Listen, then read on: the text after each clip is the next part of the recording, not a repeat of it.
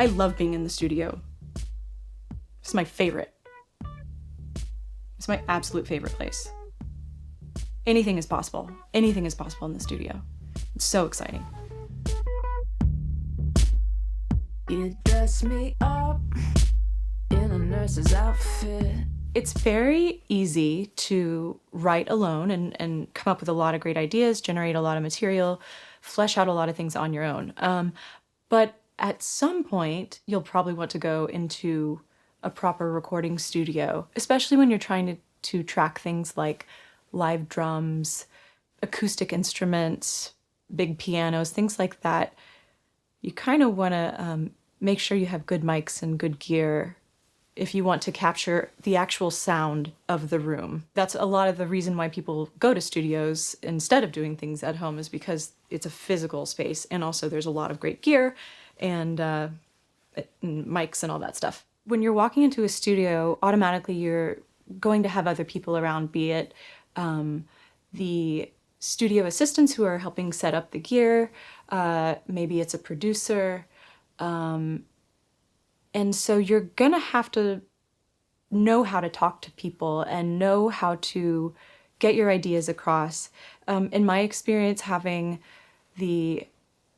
a little bit of technical know-how really helps, because you can talk to engineers. If you're looking for a sound, you can go, oh, well, what I want is a plate reverb. Instead of going, well, I kind of hear it kind of airy, and then you're at the mercy of somebody else's idea of what airy means and their own baggage with whatever effects they have and their own personal taste. But also, the reason to collaborate with people is that it's going to be better than what you could have done on your own, and different than what you could have done on your own. That's the whole reason to collaborate, is that it gets to be the joy and excitement of discovery. And that can be sometimes difficult to sort of personally navigate and know why you're doing what you're doing, in order to make sure that you're not making decisions based on fear. That's kind of an art killer in my experience. When you get too in your head, when it's too much about being self-conscious, it's a real vibe killer. There are a lot of ways to write and a lot of ways to see your song to completion. One of the ways is to have everything really planned out, have all the parts written, have all the words written, know things like it's going to be this tempo and it's going to be in this key, and all those things that are really crucial to the DNA of the song. And at that point, I would say it's very safe. It's a safe bet to go into the studio. A lot of people like to experiment and explore in the studio too, though. So if you end up getting in there and things change, that's cool too. Because so much about process is being open to being pleasantly surprised.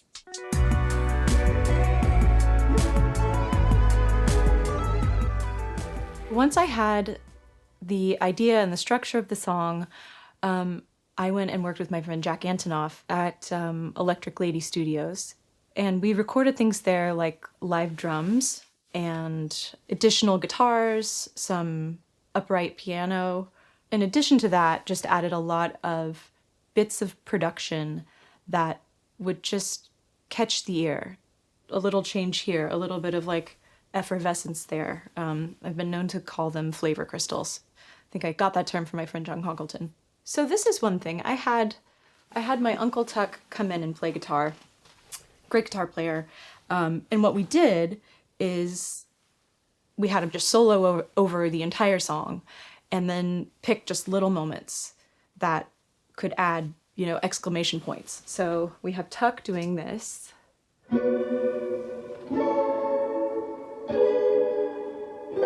At the end. So he's playing this chimey, pretty, pretty thing. And here it is in context with the track.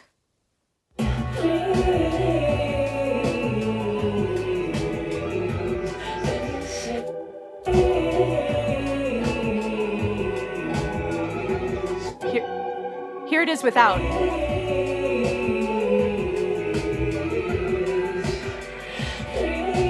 Here's with it in.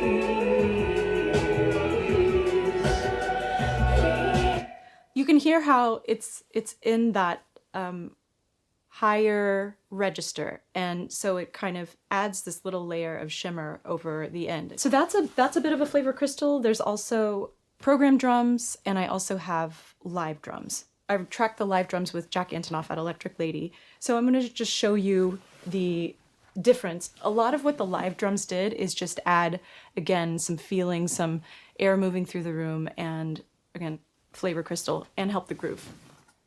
Pads and sticks. You can hear my thighs and my hip. I'm soloing out the live drums. You can hear that's the sound of a room. Here's just the program drums.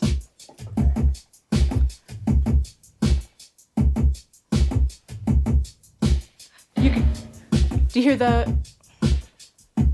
So we've got like a little bit of a slap delay and some like small plate reverb on the hi-hat and snare. Little bits of that there on the snare. Okay, so that would be a snare through a space echo and made to be random, right? And really, you can play the echo. So it's more exciting than, say, a plugin on the computer that does the same echo every time. The exciting thing, especially about studios, is when they have outboard gear and you can feed signals that you've just recorded direct in through the gear and get new sounds, and especially with echoes and big plates. The point is, there's a lot of fun toys to play with in the studio. And it's always nice in productions to have a little bit of chaos. It can be quiet chaos, but just a little bit of things constantly changing. It's never quite the same, but it's in very subtle ways to just keep the momentum going. Also, that's, I think, how life is more. So still the program drums and live drums together.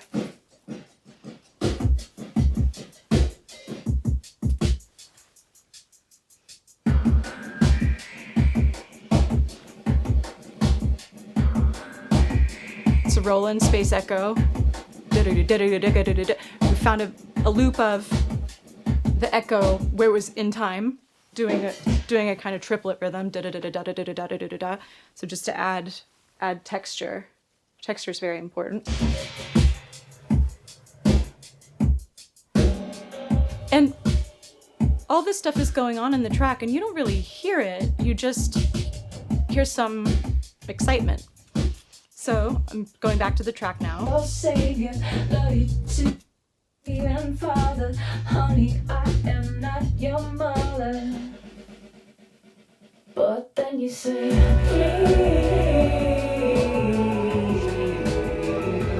Sense?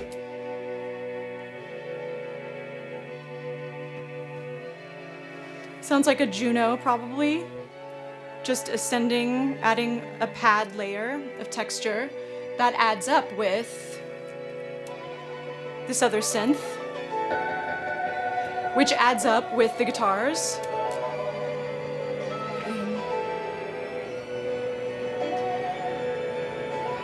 I just wanted it to feel like it was going on forever. Keep going.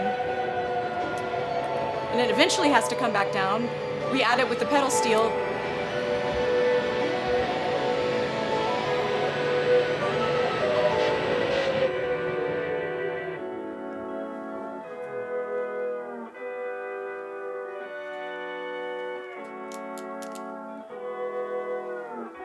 And the pedal steel takes us out.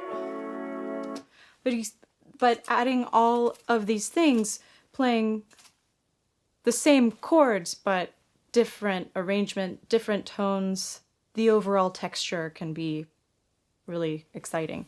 Simplicity is great too, though. I don't want to, you can't use every color on every painting, but it is really nice to have things add up to one big kind of undefinable sound. but I keep you on your best behavior, honey, I can't be your savior. The other thing I want to talk about is the lead vocal. So we talked about in the other room, you heard me just trying to get lyrics figured out and give takes that were, you dress me up, just not particularly good.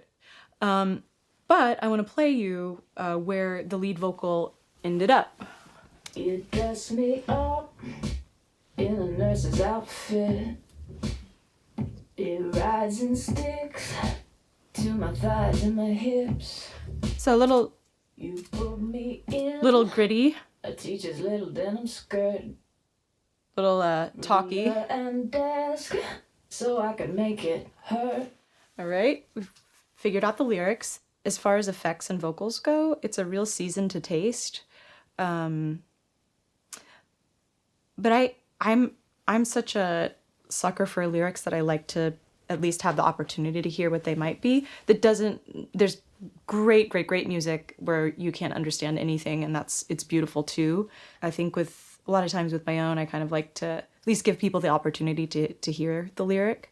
Make sure that when you are insisting on, more effects on something, that it's not because you don't like the sound of what you're hearing and are afraid of, like, especially with vocals, because that's the most sensitive thing in my experience. It's such a personal thing to sing, and it's such a personal thing to hear yourself back, and it's so hard to be objective. I think a good rule for being in the studio is either turn it up and make it a thing, or lose it. If you find yourself continually turning down something, turning down, it's maybe that it doesn't need to be there. And if you're a singer and you're working on putting effects on your own vocal, just make sure that you're not taking a knife through the painting.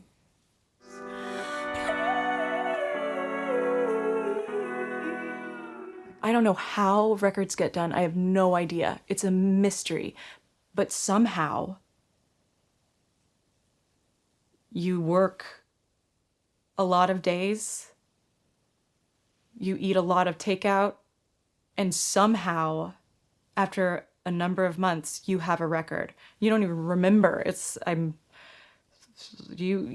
don't even remember exactly how it came to be. You don't remember why you made this decision and not that decision, but you did. And the reason that's exciting is because you made that decision now in real time. You might not have made that decision 2 years ago. You might not make that decision in 3 years. And what that means is no matter what, it's a record of a moment in time. It's one of the reasons why I feel like no matter what, you just have to keep generating, keep creating. Every artist knows when they didn't get it quite there. They got it there, and a lot of people will go, oh yeah, great job. But you'll know that you didn't push it that little bit farther. And just like Brian Eno said, if something's good, torture it mercilessly till it's great, or discard it. You just have to keep pushing and have to keep writing, because miraculously something will happen.